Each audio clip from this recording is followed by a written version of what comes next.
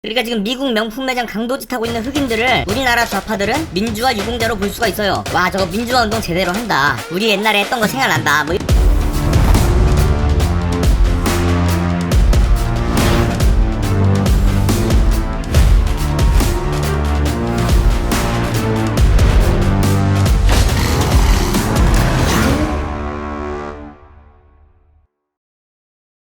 자, 헬륨맨입니다. 오늘은 미네소타 민주화 운동에 대해서 얘기를 해볼 거예요. 미네소타 민주화 운동이라는 표현에 대해서 뭔가 굉장히 불만이 있으신 분들이 있을 수 있어요. 아니 뭐 다 때려 부수고 무고한 가게들에서 물건 강도짓하고 이게 어떻게 민주화 운동이냐 이렇게 말할 수가 있는데 어쩔 수가 없습니다. 이렇게 말을 해야 돼요. 민주당에서 21대 국회에 들어서면서 아주 그냥 작심하고 발의하겠다는 법안이 있어요. 역사 왜곡 처벌법입니다. 어떤 내용이냐면 출판물, 전시물, 인터넷, 공연 등의 5.18을 비방, 왜곡, 날조하거나 허위사실을 유포한 자에게 7년 이하의 징역 또는 7천만원 이하의 벌금형에 처하겠다. 이런 법안인데 이게 어느 정도 처벌 수위인지 모르실 수가 있어가지고 제가 좀 대충 비교를 해보겠습니다. 인신매매, 그러니까 사람을 사고 파는 행위, 이게 7년 이하의 징역이에요. 외국 원수에 대한 폭행, 그러니까 뭐 트럼프가 우리나라에 방한했는데 제가 트럼프 뭐 면상을 그냥 주먹으로 쳐버린 거죠. 이런 경우에 7년 이하의 징역. 5.18에 대해서 비방하는 글을 인터넷에 쓰면은 트럼프를 때린 거랑 똑같은 처벌을 하겠다는 거예요. 사람을 사고 판 수준의 처벌을 하겠다는 거고, 벌금 7천만원은 형법에는 저런 금액이 없습니다. 제가 검색을 해봤는데 강요죄, 단체로 흉기를 들고 남을 방해하거나 의무 없는 일을 하게 했을 때 벌금 5천만원이래요. 이게 형법에서 제일 높습니다. 제가 찾은 바에 의하면 7천만원짜리 벌금형이 없어요. 애초에 뭐 형법 말고 다른 법에는 저보다 더 센 벌금이 있는 법이 있을 수도 있겠습니다. 제가 또 잠깐 찾아보니까 나오긴 하네요. 특정 경제범죄 가중처벌 등에 관한 법률, 사금융 알선 등의 죄, 금융회사 등의 임직원이 그 지위를 이용하여 자기의 이익 또는 소속 금융회사 등 외에 제3자의 이익을 위하여 자기의 계산으로 또는 소속 금융회사 등 외에 제3자의 계산으로 금전의 대부, 채무의 보증 또는 인수를 하거나 이를 알선하였을 때에는 7년 이하의 징역 또는 7천만원 이하의 벌금에 처한다. 무슨 말인지도 못 알아듣겠어요. 무슨 죄인지. 근데 특경법이라는 것 자체가 굉장히 처벌이 센 법 중에 하나고, 이런 굉장히 복잡하고 사회에 혼란을 줄 수 있는 이런 범죄와 인터넷에다가 그냥 5.18 폭동이다 이렇게 쓴 거랑 같은 선상에 놓고 나서 처벌하겠다는 게 말이 안 되죠. 똑같이 7년 이하의 징역, 7천만원 이하의 벌금이니까 뭐 아직은 저 법이 뭐 통과된 건 아니에요. 그러니까 뭐 걱정이 없다고 생각할 수도 있는데 나중에 뭐 통과되면은 물론 소급 적용이 되진 않겠지만은 문재인 정부 민주당이라면은 소급 적용을 할지 또 누가 알겠습니까? 안 되는 것도 되게 할 수 있어요. 저 사람들은. 아니 저 법 자체가 애초에 말이 안 되는 건데 뭐 보수 정권에서 5.16은 혁명이다, 혁명이 아니라 뭐 쿠데타다 이렇게 말하면은 처벌하겠다 이렇게 말했다고 생각해보세요. 이게 말이 되나? 근데 저쪽에서는 말도 안 되는 걸 했다는 거. 아니 지금까지 말한 거는 5.18이고 너가 말하려는 주제는 미네소타 아니냐 이렇게 말할 수도 있어요. 근데 생각해봅시다. 미네소타에서 지금 일어나고 있는 일들이 뭐예요? 나름대로의 명분을 내세우면서, 그러니까 뭐 그 조지 플로이드인가 그 사람의 뭐 죽음을 얘기하면서 뭐 무기들을 들고 상점을 털고 막 불 지르고 그러고 있잖아요. 이걸 만약에 내가 폭동이라고 불렀다 그러면 이제 나중에 이렇게 얘기할 수도 있겠죠. 아니 지금 미네소타를 폭동이라고 표현한 거냐, 저게 폭동이면은 5.18도 폭동이라는 거냐 뭐 이러면서 처벌할 수도 있죠. 무슨 죄 무슨 죄로. 그 뭐 또 이렇게 얘기할 수도 있어요. 그 아무리 봐도 저거는 강도짓인데 강도짓이 민주화 운동으로 인정받겠냐 뭐 이런 사람도 있을 수 있는데 인정받습니다. 강도짓을 해도. 그 이하경이라고 있어요. 민주당 국회의원인데 이 사람이 예전에 박정희 시절에 대기업 회장 집에 쳐들어가가지고 강도짓을 했습니다. 돈 뺏으려고. 그러다가 경비원을 칼로 찔렀어요. 그것 때문에 감옥에 갔다 왔는데 2006년인 노무현 정부로부터 민주화 운동으로 인정받았습니다. 민주화 유공자가 된 거예요. 그러니까 지금 미국 명품 매장 강도짓 하고 있는 흑인들을 우리나라 좌파들은 민주화 유공자로 볼 수가 있어요. 와, 저거 민주화 운동 제대로 한다. 우리 옛날에 했던 거 생각난다. 뭐 이렇게 받아들이고 있는데 내가 거기에 대고 미네소타 폭동 이래버리면은 야 저게 어떻게 폭동이냐, 우리는 분명히 지금 민주화 운동인데 이렇게 하면서 나를 처벌할까봐 나중에. 예. 그래가지고 확실하게 말하는데 미네소타 민주화 운동입니다. 이 썸네일 얘기도 잠깐 좀 하고 갈게요. 제가 이제 썸네일 그려주시는 분에게 밤에 미네소타에서 강도짓하고 돌아다니는 흑인들 배경으로 앞에 트럼프가 전두환 포즈로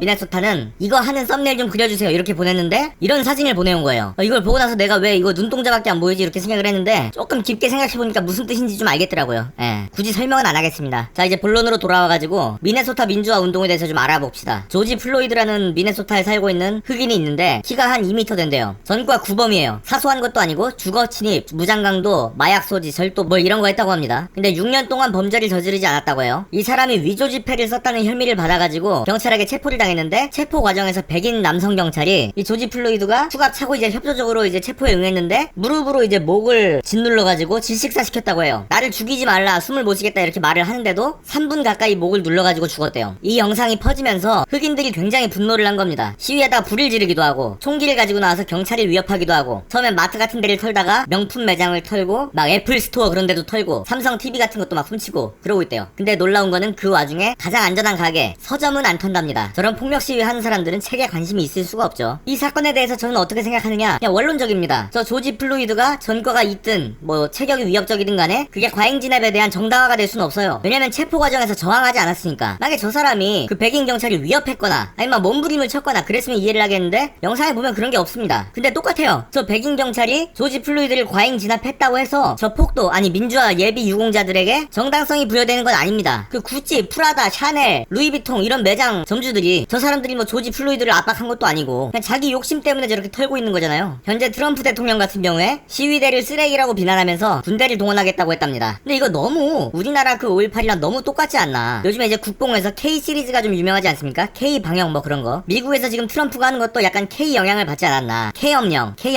예. 전두환이 했던 그거. 미네소타는 그는 총기를 들고 일어나는 하나의 그 폭동이야. 근데 그러니까 대형군이기 때문에 대형군이 진압하지 않을 수 없잖아. 근데 정말로 5.18이랑 너무 공통점이 많아요. 조지 플로이드와 김대중이 비슷하고, 물론 조지 플로이드는 죽었고 김대중은 감옥에 갇힌 거였지만은, 그리고 트럼프와 전두환이 비슷하고, 물론 전두환은 그때 대통령은 아니었지만요. 시민들이 무장하고 폭동을, 아니 그 폭동이 아니라 민주화 운동을 일으켰다는 것도 비슷하고요. 물론 이제 미국에서는 총기가 허용됐으니까 자기 총기를 가져오고, 한국에선 무기고리를 털었다는 게 약간 좀 다르지만요. 그리고 어딘가를 이제 털었다는 거, 물론 이제 미국은 명품 매장이나 가게들을 털고 한국은 도청, 방송국 이런 데를 털었다는 차이가 있고요. 외부인의 개입을 주장하기도 해요. 그 미국에서는 타 지역의 백인들이 뭐 이렇게 선동을 했다는 얘기도 나오고, 한국에서는 뭐 지만원 같은 사람들이 북한군 개입설을 주장하지 않습니까? 너무 비슷한데? 그럼 이제 우리가 역사를 배워야 하는 이유 중에서 과거를 알아야, 다른 사례를 알아야 미래를 예측할 수 있다고들 하지 않습니까? 그럼 우리나라에서 5.18이 있었던 거를 생각해보면은 미국은 앞으로 어떻게 될까요? 당장은 아니라도 다음에 이제 흑인 대통령이 나오면은 그 미네소타에서 아니면 다른 주에서